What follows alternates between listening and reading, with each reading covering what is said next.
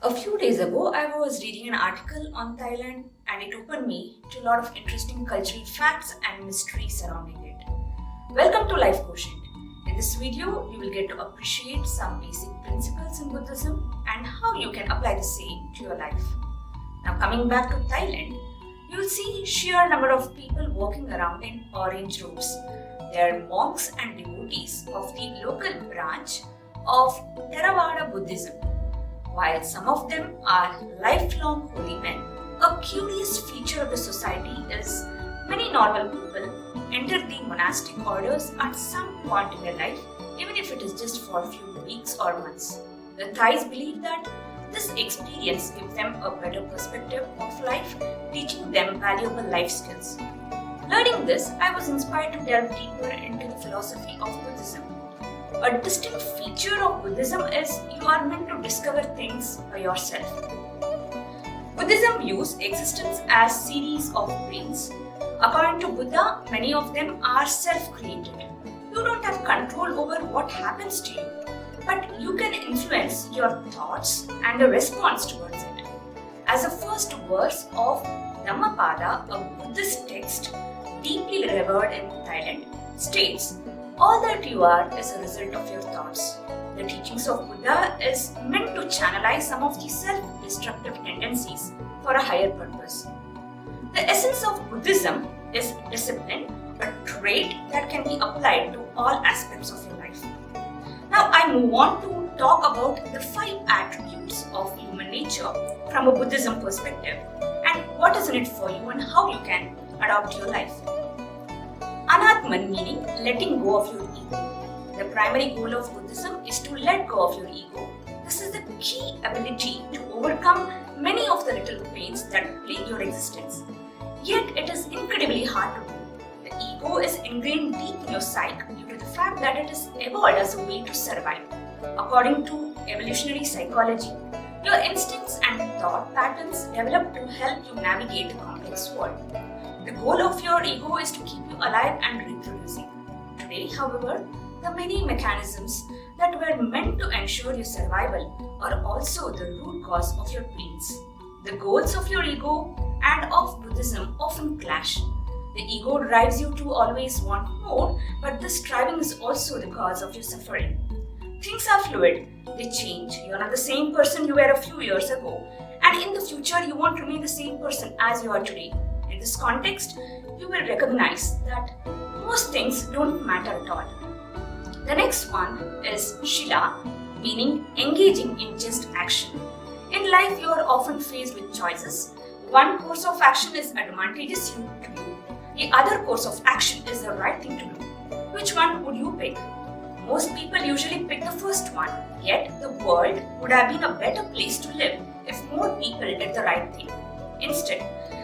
So, to put this into perspective, let me go to a hypothetical incident.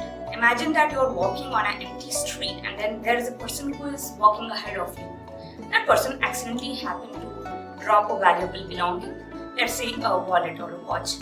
Now you can either wait that person to disappear from the scene and cash the item for yourself, which of course is advantageous to you, or you can promptly return that belonging to the person, which is the right thing.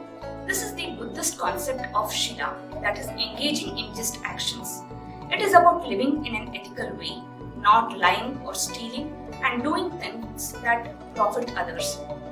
Respect everyone, do the right things and live in a virtuous way. The next thing is prajna, that is to have the right understanding. Sanskrit translation of prajna means wisdom. In the Buddhist context, it's about gaining an understanding about the existing and workings of the nature or the world. Buddhists see wisdom as a set of stepping stones. On the first level, you listen, study and learn.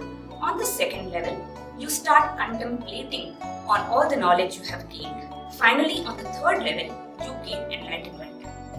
In practical terms, what this means to you is that you need to focus on learning and then putting what you have learned into practice. For the Buddhists, this is about getting deep into studying Dharma.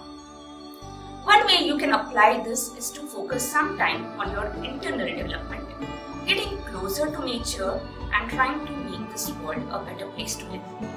The next one is karuna, that is compassion. For the Buddhists, karuna or compassion is a key to living a happy life in this world. Compassion is about feeling concern for the suffering of others, no matter who they are. The best way to do this is to put yourself in the shoes of the other person. Try to see the world through their eyes. Much of the conflict and polarization that you see on this planet is due to the fact that most people are not able to feel themselves into the daily struggles of someone else. They deny the suffering of others instead of focusing on their own. The fifth one is called the mudita or joy. The concept of mudita can be translated as joy. However, it goes beyond just these simple moments of connection with the world. Mudita is about feeling the unrestrained joy of the other people. Imagine the joy that a parent feels when they see their child walking for the first time. There is no selfishness associated with that side. They're purely happy for that person. This is what mudita is all about. It's about being happy for the others, appreciating their deeds and fortune. It's the opposite of the envy or destructive emotion. Instead of being jealous of the success of others, try to be happy for them. To wrap this all, I would like to quote a Buddhist master. One who studies and doesn't practice is like a ladle of soup pot. It's in the pot every day, but it doesn't know the flavor of the soup. If you don't practice, even if you study till the day you die, you won't know what's the taste of freedom is like.